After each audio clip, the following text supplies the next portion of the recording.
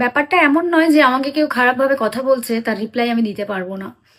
কিছু জিনিস না শিক্ষার উপর ডিপেন্ড করে, বা হ্যাঁ, কিছু জিনিস শিক্ষার উপরে ডিপেন্ড করে থাকে। কেন কি, আমাদের শিক্ষা কীরকম, আমাদের পারিবারিক শিক্ষা কীরকম, আমার মা বাবা কেমন শিক্ষা দিয়েছে, তার উপরেও কিছু কিছু কিছু জিনিস থাকে।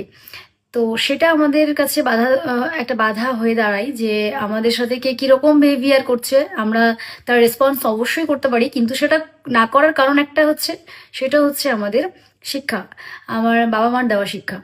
তো এটা কেন বললাম সেটাকে একটুখানি ইগনোর করি, ভিডিওতে আসি। বহরমপুর থেকে বাড়ি ফিরে এসেছি, আর সেটা অনেকক্ষণ আগে। এখন অনেকটাই রাত হয়ে গেছে, আমি গুড নাইট বলতে চলে এলাম। খাওয়া দাওয়া কমপ্লিট, ফ্রেশ হয়ে খাওয়া দাওয়া করে একটুখানি রিল্যাক্স হয়ে, আজ অনেক কাজ ছিল। হ্যাঁ, এটারও আমি একটা ভিডিও অবশ্যই করব তোমাদেরকে।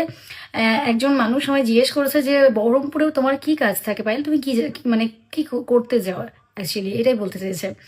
আমি অবশ্যই আপনার কমেন্টের রিপ্লাই দেব নেক্সট ভিডিওতে, যে আমি আসলে বহরমপুর কি করতে যাই বা লালগোলা থেকে বাইরে গেলে কি করতে যাই, আমি অবশ্যই আপনাকে রিপ্লাই দেবো।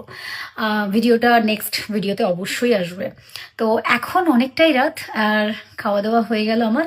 তোমাদের সবার কি ডিনার কমপ্লিট? যাই হোক, আজকে একটা দিদিভাইয়ের সাথে আমার দেখা হয়েছিল। দিদিভাই আমার সাথে দেখে কথা বলতে এসেছে, আমার খুব ভালো লাগলো। দিদিভাই যদি ভিডিওটা দেখো তাহলে একটা কমেন্ট করে দিও। অনেক অনেক ভালোবাসা তোমার জন্য, যে তুমি আমায় দেখে যে কথা বলেছো, আর আমার খুব ভালো লেগেছে তোমার সাথে দেখা হয়ে, খুব খুব ভালো লেগেছে। অনেক ভালোবাসা নিও আর অনেক আদর।